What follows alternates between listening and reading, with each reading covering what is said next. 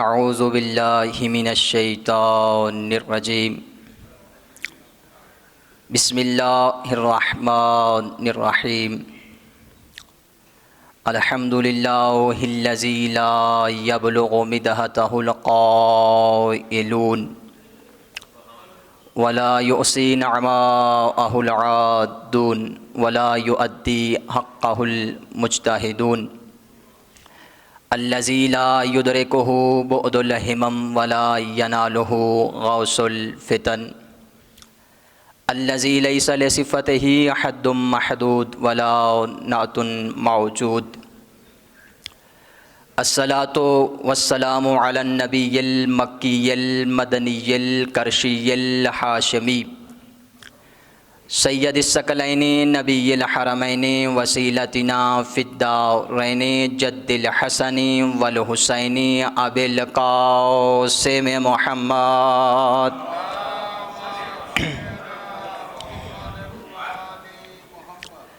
الصلاۃ والسلام علی آلہ الطیبین الطاہرین المعصومین ولعنۃ اللہ علی اعدائہم الی قیام یوم الدین اما بعد فقد قال اللہ تبارک و تعالی فی کلام المجید والفرقان الحمید بسم اللہ الرحمن الرحیم یا ایہا الذین آمنوا اتقوا اللہ وکونوا مع الصادقین صلوات۔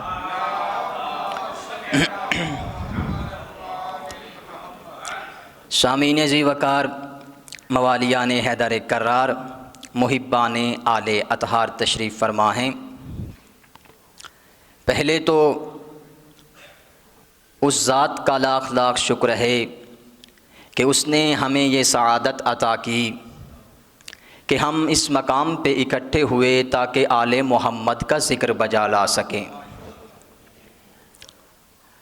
اور میرے محترم، آج آپ کے سامنے جس حقیقت پہ گفتگو کرنے کا شرف حاصل ہوا ہے وہ حقیقت کہ جس کا اقرار تمام ادیان عالم نے کیا ہے، کائنات میں موجود تمام ادیان جس حقیقت کا اقرار کر رہے ہیں، چاہے وہ کسی بھی مذہب سے تعلق رکھتے ہوں، اگر ہندوازم ہے تو وہ بھی اس حقیقت کا اقرار کر رہا ہے، اگر کوئی زرتشت ہے تو وہ بھی اس حقیقت کا اقرار کر رہا ہے، اگر کوئی مسلمان ہے تو وہ بھی اس حقیقت کا اقرار کر رہا ہے، اگر کوئی یہودی ہے تو وہ بھی اس حقیقت کا اقرار کر رہا ہے، اگر کوئی عیسائی ہے تو وہ بھی اس حقیقت کا اقرار کر رہا ہے۔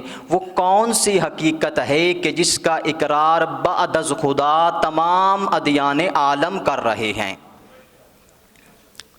ہمیں غور تو کرنا چاہیے اس بات پہ کہ پروردگار عالم کی ذات کے بعد تمام ادیان عالم، چاہے وہ کوئی بھی دین ہو، خاص طور پر دین ابراہیمی کے پیروکار، سب کے سب اس حقیقت کا اقرار کر چکے ہیں۔ اب سوال یہ پیدا ہوتا ہے کہ وہ کون سی ایسی حقیقت ہے کہ جس کا اقرار یہودیوں نے بھی کیا ہے، جس کا اقرار عیسائیوں نے بھی کیا ہے، جس کا اقرار مسلمانوں نے بھی کیا ہے، جس کا اقرار ہندوؤں نے بھی کیا ہے، جس کا اقرار زرتشتوں نے بھی کیا ہے؟ وہ کون سی ایسی حقیقت ہے؟ اگر انسان اس حقیقت کو تلاش کرنا چاہے، آپ تمام ادیان عالم کا جب مطالعہ کریں گے تو آپ کو فقط ایک ہی ایسی حقیقت دکھائی دے گی کہ جسے ہندو بھی مان رہا ہے، جسے عیسائی بھی مان رہا ہے، جسے مسلمان بھی مان رہا ہے، وہ حقیقت منجی بشر کی حقیقت ہے۔ تو غور فرمایا آپ احباب نے کہ ایک ایسی حقیقت موجود ہے کہ ہر مذہب اس بات کا اقرار کر رہا ہے کہ ایک ایسا شخص اس کائنات عالم میں آئے گا کہ یہ اس کائنات کے جو ظلم و جور سے بھر چکی ہوگی، کہ ہر طرف گناہ ہی گناہ ہوگا، ہر طرف برائی موجود ہوگی، تو ایک ایسا شخص آئے گا کہ جو کائنات کو عدل و انصاف سے بھر دے گا۔ یہ عقیدہ، یہ حقیقت، ہر انسان اس کا اقرار کر رہا ہے، لیکن آگے جو فرق ہے وہ علیحدہ بات ہے، ہر ایک نے اپنا مصداق بنایا ہوا ہے۔ لیکن اس حقیقت کا اقرار تمام ادیان عالم نے کیا ہے۔ تو آئیے جس حقیقت کا اقرار تمام ادیان عالم نے کیا ہے، جس حقیقت کا اقرار زبور میں ہے، جس حقیقت کا اقرار انجیل میں موجود ہے، جس حقیقت کا اقرار توریت میں موجود ہے، آیا اس حقیقت کا ذکر قرآن میں بھی ہے کہ نہیں؟ دیکھیے میرے محترم، کیونکہ ہمارے ہاں جو سب سے بہترین کتاب ہے کہ جس میں پروردگار عالم ارشاد فرماتا ہے لا ریب فی، کہ ایسی کتاب ہے کہ جس میں ذرہ برابر بھی شک نہیں ہے، ایسی کتاب موجود ہے۔ تو دیکھیے میرے محترم، اب ہمیں تلاش یہ کرنا ہے کہ آیا اس حقیقت کا اقرار قرآن میں موجود ہے یا نہیں۔ دیکھیے قرآن وہ کتاب ہے کہ جس کے بارے میں پروردگار عالم ارشاد فرما رہا ہے لا رطب ولا یابس الا فی کتاب مبین، کوئی خشک و تر ایسا نہیں ہے کہ جو کتاب مبین میں موجود نہ ہو۔ اور فرمایا تبیانا لکل شیء، یہ وہ کتاب ہے کہ جو ہر چیز کو واضح طور پر بیان کرنے والی ہے۔ تو اب ہمیں یہ تلاش کرنا ہے کہ جس حقیقت کا اقرار ہم نے تمام ادیان عالم میں دیکھا ہے، کہ جس حقیقت کا ذکر ہم نے توریت میں موجود دیکھا ہے، کہ جس حقیقت کا ذکر زبور میں موجود ہے، آیا اس کا ذکر قرآن نے بھی کیا ہے یا نہیں؟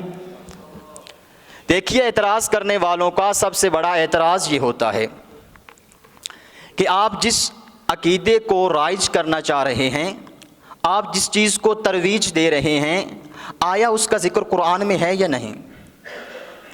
آیا جو امام مہدی آپ نے ایک لفظ پکڑا ہوا ہے کہ جس نظریے کو لے کے آپ چل رہے ہیں، جسے آپ قائم کرنا چاہ رہے ہیں کہ آپ کا یہ ماننا ہے کہ منجی موعود امام مہدی الزمان ہیں، تو قرآن بھی اس کا تذکرہ کر رہا ہے یا نہیں؟ اور اگر قرآن نے تذکرہ کیا ہے تو ہمیں دکھاؤ کہ مہدی کا نام کہاں موجود ہے۔ دیکھیے میرے محترم، یہ سوال تو ہو سکتا ہے، آئیے قرآن میں دیکھتے ہیں، لیکن قرآن میں تو نہ ہمیں علی ابن ابی طالب کا نام دکھائی دے رہا ہے۔ دیکھیے یہ مسلم حقیقت ہے، کسی بھی معصوم کا نام اللہ نے قرآن میں ذکر نہیں کیا۔ اس کی ایک بہت بڑی وجہ ہے۔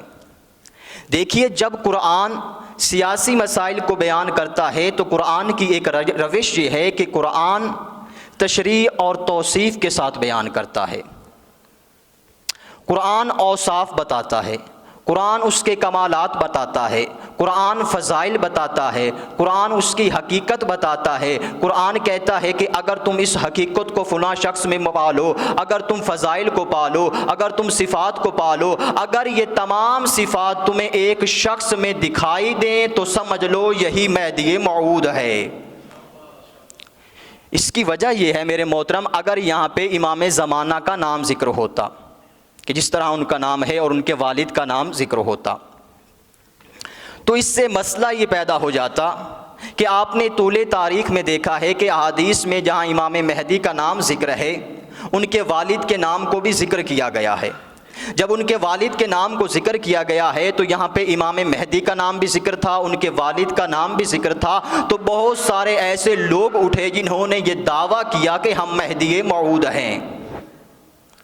تو پروردگار عالم نے اس مسئلے کو حل کر دیا، بتلایا کہ میں صفات بتا رہا ہوں، میں فضائل بتا رہا ہوں، میں کمالات بتا رہا ہوں، میں اس کی حقیقت بتا رہا ہوں۔ اگر تم یہ فضائل ایک شخصیت میں دیکھ لو تو تمہیں معلوم ہوگا کہ مہدی موعود کون ہے۔ تو پروردگار عالم نے نام لے کے ذکر نہیں کیا بلکہ صفات بیان کی ہیں۔ تو آج ہم کوشش کریں گے کہ ان چند منٹوں میں آپ احباب تک قرآن کی روح سے ثابت کریں کہ امام زمانہ کا وجود ہے۔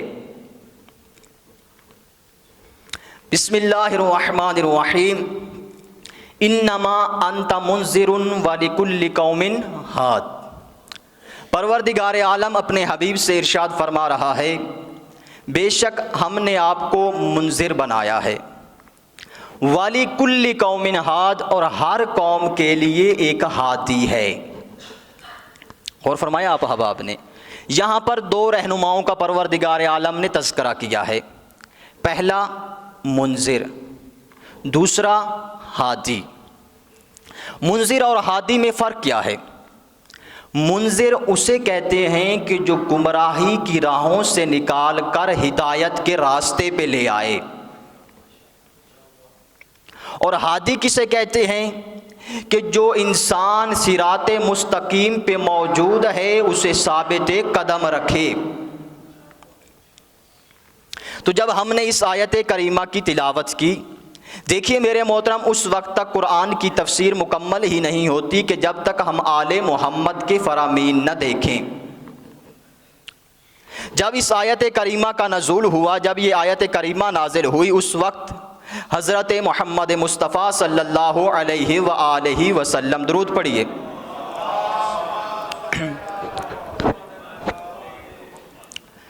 ان کے ساتھ امیر المؤمنین علی ابن ابی طالب علیہ السلام تشریف فرما تھے۔ جیسے ہی آیت کریمہ کا نزول ہوا، محمد مصطفیٰ نے کیا کیا؟ میری طرف دیکھیے گا، ساتھ امیر المؤمنین علی ابن ابی طالب تشریف فرما تھے۔ میرے مولا محمد مصطفیٰ نے ہاتھ کو اٹھایا، علی کے شانوں پہ رکھا، علی کے شانوں پہ رکھ کے فرمایا، یا علی انت الہادی، اے علی اس امت کا ہادی تو ہے، اس امت کا ہادی آپ ہیں۔ لیکن ہمارے موضوع سے یہ آیت کس طرح ریلیٹڈ ہے؟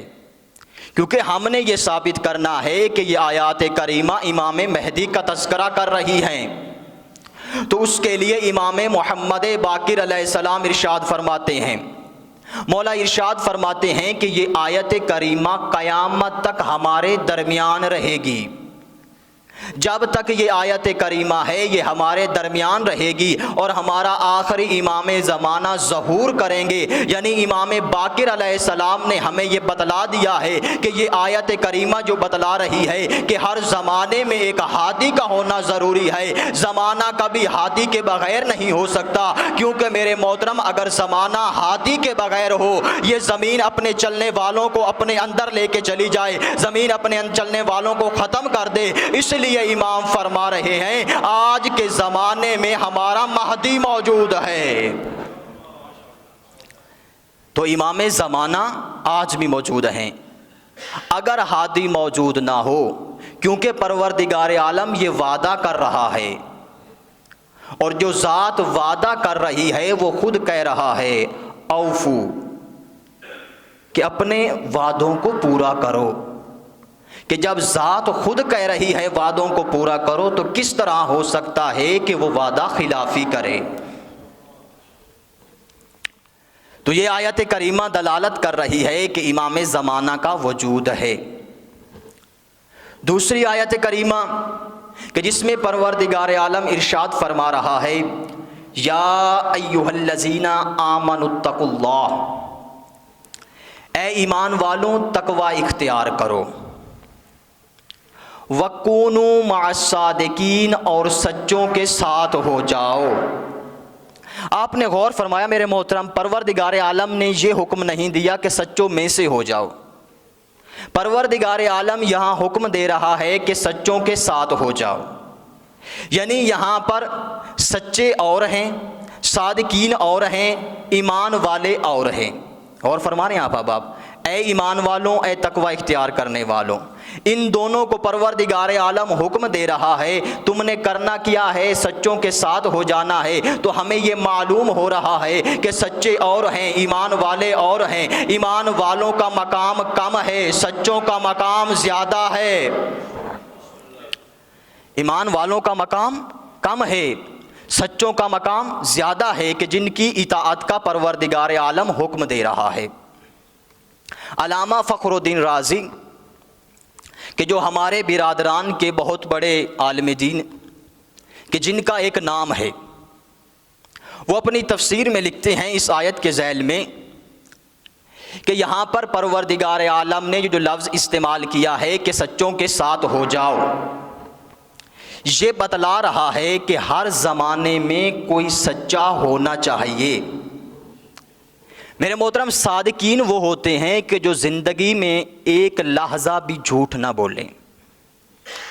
تو علامہ فخر الدین رازی کہتے ہیں کہ پروردگار عالم نے جو کہا ہے کہ سچوں کے ساتھ ہو جاؤ، تو اس سے مراد یہ ہے کہ ہر زمانے میں صادقین ہونے چاہیے، کہ جن کی اطاعت کا پروردگار عالم حکم دے رہا ہے، کہ جن کی ہمیں اطاعت کرنی چاہیے، کہ جن کے پیچھے ہمیں چلنا چاہیے، جن کی ہمیں ہمراہی کرنی چاہیے۔ علامہ فخر الدین رازی آگے بڑھ کے کہتے ہیں اور ہر زمانے میں ایک معصوم کا ہونا ضروری ہے۔ بھیا ہم 1400 سال سے یہی تو بتلا رہے ہیں، معصوم فقط وہی ہے جن کے بارے میں مصطفیٰ نے کہا اولہم علی آخرہم مہدی۔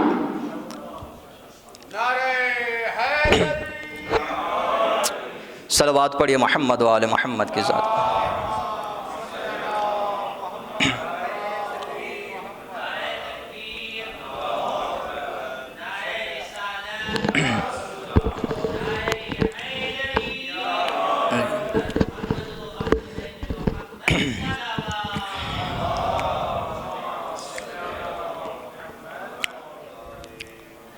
تو علامہ فخر الدین رازی کہ جو ہمارے برادران کے ایک بہت بڑے عالم دین ہیں، اور اس بات کا اقرار کر رہے ہیں کہ ہر زمانے میں ایک معصوم کا ہونا ضروری ہے۔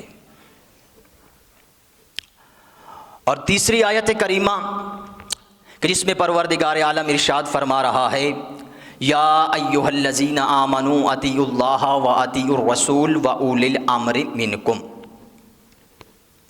اے ایمان والو اللہ کی اطاعت کرو، اللہ کے رسول کی اطاعت کرو، اور اولی الامر کی اطاعت کرو۔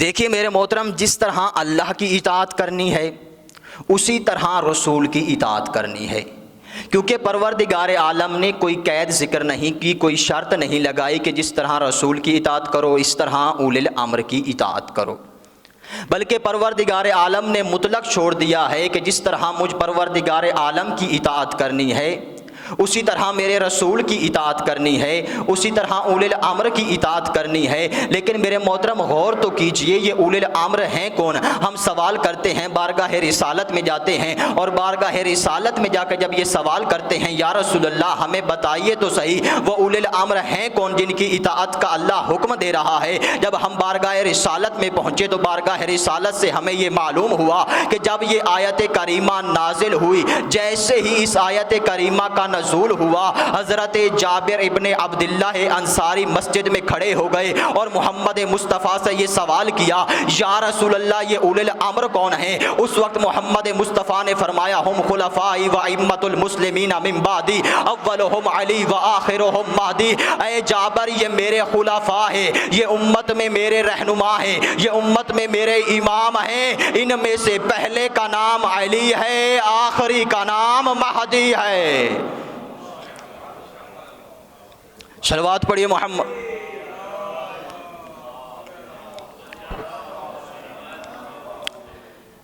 تو پروردگار عالم کے محمد مصطفیٰ نے فرمایا کہ ان میں سے پہلا علی، آخری مہدی ہے۔ اگر ہم ان تینوں آیات کو ملا کر ایک چھوٹا سا نتیجہ لینا چاہیں تو ہمیں نتیجہ یہ ملتا ہے کہ پہلی آیت میں پروردگار عالم نے ارشاد کیا فرمایا کہ ہر قوم میں ہادی کا ہونا ضروری ہے۔ دوسری آیت میں پروردگار عالم نے کیا فرمایا کہ تم سچوں کے ساتھ ہو جاؤ، اور ایک بہت بڑے عالم دین نے کیا کہا، ہماری کتاب نہیں ہے ان کی کتاب ہے، انہوں نے کیا کہا کہ ہر دور میں سچے کا ہونا ضروری ہے۔ اور تیسری آیت کیا ہے کہ اولی الامر موجود ہے اور اس کی اطاعت کرنا ضروری ہے۔ تو یہ تینوں آیات کریمہ اس بات پر دلالت کرتی ہیں کہ آج کا زمانہ بھی امام کے بغیر نہیں ہے، آج بھی کوئی نہ کوئی ایسا موجود ہے کہ جو زمانے کی ہدایت کر رہا ہے۔ تو امام مہدی علیہ السلام ہیں۔ سورہ قدر تو آپ ہر روز تلاوت کرتے ہوں گے، جس کی 5 آیات ہیں۔ کتنی آیات ہیں؟ 5 آیات، 35 الفاظ اور 112 حروف بنتے ہیں تقریباً۔ ہر شخص اس کی تلاوت کرتا ہے۔ ہمارے بچوں کو وہ آیات کریمہ یاد ہے، سورہ یاد ہے کہ اس میں پروردگار عالم 2 نزول کا تذکرہ کر رہا ہے۔ بسم اللہ الرحمن الرحیم، انا انزلناہ فی لیلۃ القدر، اور دوسرا نزول تنزل الملائکۃ والروح۔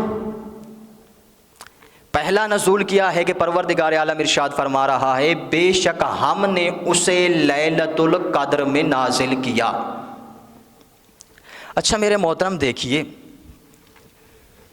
یہاں پہ اس آیت کریمہ میں چند سوال بنتے ہیں تاکہ آپ کے لیے بات واضح ہو سکے۔ پہلا کہ کیا نازل کرنے والا کون ہے؟ دوسرا کس پر نازل ہو رہا ہے؟ کس کے ذریعے نازل ہو رہا ہے؟ کن کے لیے نازل ہو رہا ہے اور کیا نازل ہو رہا ہے؟ ان میں سے چند سوالوں کے جواب تو ہمیں معلوم ہیں، لیکن جو آخری سوال ہے اس کا جواب ہمیں معلوم نہیں ہے۔ دیکھیے پہلا کون نازل کر رہا ہے؟ ہر کسی کو معلوم ہے کہ پروردگار عالم نے نازل کیا ہے۔ کس کے ذریعے نازل ہو رہا ہے؟ جبرائیل امین کے ذریعے نازل ہو رہا ہے۔ نازل کس پہ ہو رہا ہے؟ قلب مصطفیٰ پہ نازل ہو رہا ہے۔ اور کن کے لیے نازل ہو رہا ہے؟ عالم انسانیت کے لیے نازل ہو رہا ہے۔ لیکن مسئلہ یہ ہے کہ کیا نازل ہو رہا ہے؟ آپ نے پہلی آیت کریمہ کی تلاوت کی، انا انزلناہ فی لیلۃ القدر، بے شک ہم نے اسے لیلۃ القدر میں نازل کیا۔ کسے؟ اسے۔ پروردگار عالم نے یہاں پہ مجمل چھوڑا ہے، مبہم چھوڑا ہے اور کہہ رہا ہے کہ ہم نے اسے لیلۃ القدر میں نازل کیا۔ اچھا آپ سے بات واضح کر دیتا ہوں، مثال دے کے۔ مثال کے طور پر میں یہاں بیٹھ کر کہتا ہوں کیا آپ اسے جانتے ہیں؟ آپ کہیں گے قبلہ پہلے یہ تو بتائیے وہ ہے کون؟ ایسی ہی بات ہے نا۔ اگر میں اشارے میں کہہ رہا ہوں کہ آپ اسے جانتے ہیں، آپ کہیں گے قبلہ ہمیں کیا معلوم، پہلے بتاؤ اس کا نام کیا ہے، اس کے فضائل کیا ہیں، اس کے کمالات کیا ہیں، تاکہ ہمیں معلوم تو ہو وہ ہے کون۔ تو پروردگار عالم نے یہاں پر کہا ہے کہ ہم نے اسے نازل کیا ہے۔ پروردگار عالم نے اسے مجمل چھوڑ دیا ہے، پروردگار عالم نے اسے مبہم چھوڑ دیا ہے۔ اور امام معصوم فرماتے ہیں کہ جب پروردگار عالم کوئی آیت کریمہ مبہم چھوڑ دیتا ہے، مجمل چھوڑ دیتا ہے، اس سے کوئی ایک چیز مراد نہیں ہوتی، بہت ساری چیزیں مراد ہوتی ہیں۔ تو میں نے جب معانی الاخبار کتاب کا مطالعہ کیا تو وہاں پر مجھے ایک آیت، وہاں پر امام جعفر صادق علیہ السلام کا مجھے ایک فرمان دکھائی دیا کہ امام جعفر صادق علیہ السلام سے جب مفضل ابن عمر نے یہ سوال کیا، یا اپنا فرزند رسول اللہ کہ پروردگار عالم ارشاد فرما رہا ہے انا انزلناہ فی لیلۃ القدر، بے شک ہم نے اسے لیلۃ القدر میں نازل کیا ہے، اس سے مراد کیا ہے؟ فرزند رسول فرماتے ہیں کہ اس سے مراد، توجہ کیجیے گا، فرزند رسول ارشاد فرماتے ہیں قرآن تو اس سے مراد ہے، لیکن توجہ کرنا، مولا فرماتے ہیں وَنَزَلَتْ فِيهَا وِلَایَةُ عَلِيِّ بْنِ أَبِي طَالِبٍ، پروردگار عالم نے اس رات ولایت علی کو نازل کیا۔ پروردگار عالم نے اس رات ولایت علی کو نازل کیا ہے۔ لیکن ہم اپنے گفتگو کو آگے بڑھاتے ہیں، یہ پہلا نزول تھا، لیکن جو ہمارا مقصد ہے ہم اس کی طرف بڑھتے ہیں کہ پروردگار عالم آگے ارشاد فرما رہا ہے تنزل الملائکۃ والروح۔ میرے محترم غور کیجئے، یہ جو لفظ تنزل پروردگار استعمال کیا ہے یہ فعل مضارع ہے، اور فعل مضارع عربی میں حال پر بھی دلالت کرتا ہے اور مستقبل پر بھی دلالت کرتا ہے۔ اس کا معنی یہ ہے کہ وہ نازل ہوتے ہیں اور نازل ہوتے رہیں گے۔ فرشتے نازل ہوتے ہیں اور نازل ہوتے رہیں گے، لیکن اب سوال یہ ہے کہ فرشتے تو آج بھی نازل ہو رہے ہیں، توجہ ہے، فرشتے تو آج بھی نازل ہو رہے ہیں، کیا فرشتے ہم پہ نازل ہو رہے ہیں؟ کیا فرشتے پتھروں پہ نازل ہو رہے ہیں؟ کیا فرشتے دریاؤں میں نازل ہو رہے ہیں؟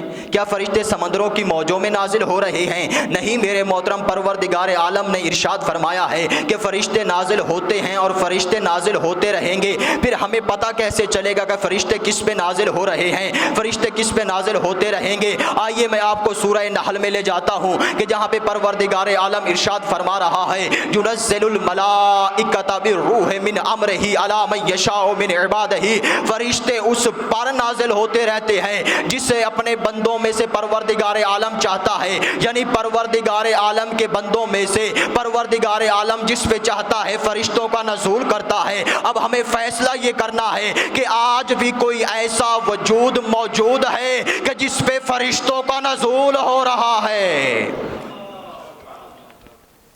تو ہمیں اس بات پر فیصلہ کرنا ہے، کوئی ایسا وجود موجود ہے کہ جس پہ فرشتے نازل ہو رہے ہیں؟ تو غور کیجئے، اسی میں ہمارے سوال کا جواب موجود ہے۔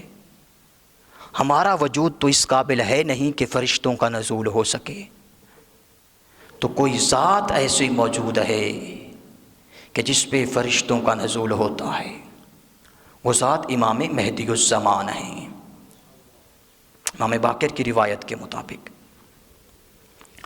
بس آخری چند لمحات اور آپ کی زحمت تمام، ایک مرتبہ درود پڑھیے محمد و آل محمد کی ذات پر۔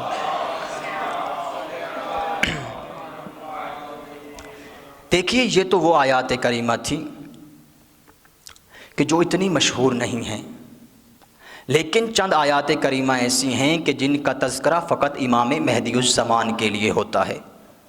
بس ان آیات کریمہ کو بیان کر کے ان کا نتیجہ دے کے آپ کی زحمت تمام۔ اور میرے محترم، ہمارے علماء نے بہت بڑا کام کیا ہے، ایسی ایسی کتابیں امام زمانہ پہ لکھی ہیں۔ کتاب المنتظر موجود ہے، کمال الدین و اتمام النعمہ موجود ہے، غیبت طوسی جیسی کتاب موجود ہے، اور ایک بہت ہی اہم کتاب، اگر آپ اس کتاب کا مطالعہ کریں تو انشاءاللہ بہت لطف آئے گا، کیونکہ مزے کی بات یہ ہے، لطف اٹھانے کی بات یہ ہے کہ آیت اللہ صادق شیرازی نے اس کتاب کو لکھا ہے، جس کتاب کا نام ہے مہدی فی القرآن، کہ امام مہدی قرآن کی روشنی میں۔ لیکن جو لطف کی بات ہے وہ یہ ہے کہ انہوں نے جو بھی روایات ذکر کی ہیں وہ ہماری نہیں ہیں، ہمارے برادران کی روایات لے کے آئے ہیں۔ انہوں نے آیت کا ذکر کیا، آیت کے ذیل میں جو روایت لے کے آئے ہیں وہ ہماری روایت نہیں ہے، برادران سے لے کے آئے ہیں۔ اور اتنی شاندار کتاب لکھی ہے کہ امام زمانہ علیہ السلام کے وجود کو قرآن سے ثابت کیا ہے۔ جو چار مشہور آیات ہیں ہمارے ہاں، کہ جن میں سے پہلی آیت کریمہ یہ ہے، بسم اللہ الرحمن الرحیم، والذی ارسل رسولہ بالہدی ودین الحق لیظہرہ، وہ وہی ذات ہے کہ جس نے اپنے رسول کو دین حق کے ساتھ بھیجا ہے۔ مقصد کیا ہے؟ لیظہرہ علی الدین کلہ، تاکہ وہ دین اسلام کو تمام ادیان پر غلبہ دے۔ دیکھیے میرے محترم، آپ طول تاریخ اٹھا کے دیکھ لیجئے کہ آیا دین اسلام کو تمام ادیان عالم پر غلبہ حاصل ہوا ہے یا نہیں؟ اب کچھ لوگوں نے یہ لکھا کہ خلفاء کے دور میں دین اسلام کو غلبہ حاصل ہوا، کچھ نے لکھا کہ رسول کے دور میں دین اسلام کو غلبہ حاصل ہوا۔ دیکھیے، ہم بھی اس بات کو تسلیم کرتے ہیں کہ قرآن کو منطق و استدلال میں جو غلبہ حاصل ہوا ہے وہ کسی اور دین کو حاصل نہیں ہوا، لیکن یہاں پہ پروردگار عالم دین اسلام کی حاکمیت کی بات کر رہا ہے، زمانے کو یہ بتلا رہا ہے کہ اگر کائنات میں کوئی دین رہے گا تو وہ دین اسلام رہے گا۔ ہر طرف جب تک دین اسلام کا پرچار نہیں ہو جاتا، تمام ادیان ختم نہیں ہو جاتے، اس وقت تک دین اسلام کا غلبہ نہیں ہو سکتا۔ چلو ایک مرتبہ آپ فرض کر لیجئے کہ ان کا بھی جو انہوں نے قول کہے وہ ٹھیک ہیں، لیکن میرے محترم غور تو کیجئے، کیا آیا آج عیسائی موجود نہیں ہیں؟ عیسائی ہر طرف موجود ہیں۔ کیا آیا یہودی موجود نہیں ہیں؟ یہودی بھی موجود ہیں۔ آپ کو ہندو بھی مل رہے ہیں، آپ کو زرتشت بھی مل رہے ہیں، آپ کو ایتھیسٹ بھی مل رہے ہیں، یعنی آپ کو مختلف ادیان مل رہے ہیں، مختلف ادیان کے ماننے والے مل رہے ہیں۔ پھر مجھے اتنا بتاؤ، دین کو غلبہ کہاں حاصل ہوا ہے؟ دین کو تو کہیں غلبہ حاصل نہیں ہوا۔ میرے محترم، دین کا احیاء کون کرے گا؟ دین کو غلبہ فقط اور فقط امام مہدی الزمان عطا کریں گے۔ اس لیے امام باقر علیہ السلام ارشاد فرمائیں گے کہ ایک ایسا دور آئے گا، ایک ایسا زمانہ آئے گا جب ہمارا 12واں ظہور کرے گا اور ہر شخص سنت محمدیہ کی پیروی کرے گا۔ اور اسی روایت آیت کے ذیل میں امام باقر علیہ السلام رسول خدا سے یہ روایت کرتے ہیں کہ رسول خدا محمد مصطفیٰ صلی اللہ علیہ وآلہ وسلم ارشاد فرماتے ہیں کہ جب ہمارا 12واں ظہور کرے گا، ہمارا قائم آئے گا، وہ زمانہ ایسا ہوگا کہ ہر گھر میں دین اسلام داخل ہو جائے گا۔ چاہے کوئی دین اسلام کو پسند کرے یا پسند نہ کرے، ہر قریہ میں، ہر بستی میں فقط اذان کی آواز سنائی دے گی۔ امام باقر فرما رہے ہیں تو دین کو جو غلبہ حاصل ہوگا وہ امام مہدی کے دور میں ہوگا۔ دوسری آیت کریمہ انشاءاللہ مختصر کرتا ہوں۔ دوسری آیت کریمہ کا جس میں پروردگار عالم ارشاد فرما رہا ہے وَنُرِيدُ أَن نَّمُنَّ عَلَى الَّذِينَ اسْتُضْعِفُوا، اور ہم یہ چاہتے ہیں، ہمارا ارادہ یہ ہے کہ ہم زمین میں انہیں وارث بنائیں کہ جو مستضعفین ہیں، کہ جنہیں زمین میں کمزور کر دیا گیا ہے، کہ جنہیں مستضعفین کر دیا گیا ہے، کہ جنہیں مغلوب کر دیا گیا ہے، کہ جنہیں کبھی غلبہ حاصل نہیں ہوا۔ جب ہم بارگاہ رسالت میں پہنچتے ہیں، جب ہم امام معصومین کے پاس پہنچتے ہیں، جب ہم ائمہ معصومین کی بارگاہ میں پہنچتے ہیں تو ہمیں امیر المؤمنین علی ابن ابی طالب کا یہ جملہ دکھائی دیتا ہے۔ مولا فرماتے ہیں ہم مستضعفین، ہم آل محمد وہ مستضعفین ہیں کہ جنہیں زمین میں مغلوب کر دیا گیا، مظلوم کر دیا گیا۔ آپ دیکھ رہے ہیں کتنا انہیں مظلوم دیا گیا۔ دیکھیں میرے محترم، اگر ہم انہی دو آیات سے نتیجہ نکالیں تاکہ میں آپ کی زحمتوں کو تمام کروں۔ پہلی آیت میں کیا فرمایا؟ دین کو غلبہ حاصل ہوگا۔ اس آیت کریمہ میں کیا ارشاد فرمایا؟ کہ جنہیں ہم اقتدار دیں گے، جنہیں ہم وارث بنائیں گے، وہ مستضعفین ہوں گے۔ اگر جن لوگوں نے یہ کہا ہے کہ خلفاء کے دور میں ایسا ہوا ہے، دین کو غلبہ حاصل ہوا ہے، تو پہلے مجھے یہ بتاؤ کیا مستضعفین وہ تھے؟ کیا انہیں زمین میں مغلوب کر دیا گیا تھا؟ کیا ان پر ظلم کیا گیا تھا؟ لیکن ایسا نہیں ہے۔ جب آپ تاریخ کا مطالعہ کریں گے تو آپ کو یہ معلوم ہو جائے گا کہ آج تک دین اسلام کو غلبہ حاصل نہیں ہوا، اور نہ ہی کوئی ایسا زمین میں بادشاہ بنا ہے، نہ ہی کسی ایسے شخص کو حاکمیت ملی ہے، نہ ہی کسی ایسے شخص کو حکومت ملی ہے کہ جو مستضعفین میں سے ہو۔ تو یہ چند آیات کریمہ جو میں نے آپ کی خدمت میں عرض کی، ان تمام آیات کریمہ کا نتیجہ اور آپ کی زحمت تمام کہ پہلی چند آیات کریمہ جو میں نے آپ کے سامنے بیان کی، وہ آیات کریمہ اس بات پر دلالت کر رہی ہیں کہ ہر زمانے میں ایک ہادی کا ہونا ضروری ہے، اور جو ہادی اس زمانے میں موجود ہوگا وہ معصوم ہوگا۔ اور دوسرا کہ جنہیں اس کائنات عالم میں حکومت دی جائے گی، انہیں پہلے زمین میں مغلوب کیا گیا ہوگا، مظلوم کیا گیا ہوگا۔ انہیں ہم طاقت دیں گے، انہیں ہم حکومت دیں گے تاکہ وہ دین اسلام کو کائنات میں پھیلا سکیں۔ تو پروردگار عالم کی بارگاہ میں دعا گو ہیں کہ پروردگار عالم ہماری اس قلیل سی عبادت کو اپنی بارگاہ الہی میں قبول فرمائے۔ میرے اللہ تجھے واسطہ محمد و آل محمد کی عظمت کا، یہ جو لوگ چل کے آ گئے ہیں ان سب کی نیک دلی حاجات کو پورا فرما۔ میرے اللہ تجھے واسطہ محمد و آل محمد کی عظمت کا، اگر کسی کے گھر میں کوئی بیمار ہے تو اسے شفائے کلی عطا فرما۔ میرے اللہ تجھے واسطہ محمد و آل محمد کی عظمت کا، میرے اللہ تجھے واسطہ حضرت رباب کی اجڑی گود کا، جو لوگ بے اولاد ہیں انہیں اولاد نرینہ عطا فرما۔ میرے اللہ تجھے واسطہ محمد و آل محمد کی عظمت کا، ہم سب کے گناہان صغیرہ و کبیرہ معاف فرما۔ میرے اللہ تجھے واسطہ محمد و آل محمد کی عظمت کا، ہم سب کو زیارت کربلا نصیب فرما۔ میرے اللہ تجھے واسطہ محمد و آل محمد کی عظمت کا ہر شخص یہی خواہش رکھتا ہے، میرے مولا ہر ایک کی یہی خواہش ہے، تجھے ان بابرکت دنوں کا واسطہ ہمیں زیارت کربلا معلیٰ نصیب فرما۔ میرے اللہ تجھے واسطہ محمد و آل محمد کی عظمت کا ہمیں سیرت آل محمد پر چلنے کی توفیق عطا فرما۔ میرے اللہ تجھے واسطہ محمد و آل محمد کی عظمت کا ہم سب کو امام مہدی کے اوان و انصار میں شمار فرما۔